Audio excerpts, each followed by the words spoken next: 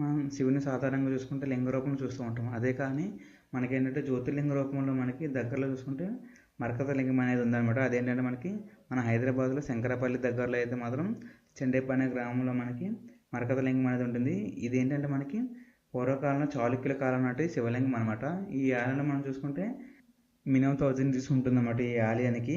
ఈ ఆలయం పూర్వకాలంలో చాళుక్యులు ఉండరు కదా, చాళుక్యుల కాలం నాటిది అనమాట.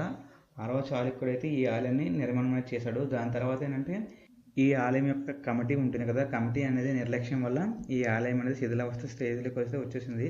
ఆ టైంలో తమ భక్తులు ఉంటారు కదా, శివుని యొక్క భక్తులు ఒక భక్తులు ఏంటంటే శివరాత్రి రోజు శివునికి అభిషేకం చేద్దామని చెప్పేసి వెళ్తాడనమాట.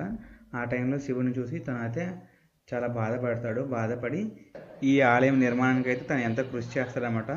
ఈ నిర్మాణం యొక్క ఫుల్ వీడియో అనేది మన ఛానల్ అయితే యాడ్ చేశాను. సో ఛానల్ ప్లేలిస్ట్లోకి వెళ్ళి ఈ వీడియోని చూడొచ్చు. అండ్ అదే కాకుండా ఇన్స్టాగ్రామ్లో బయోలో అయితే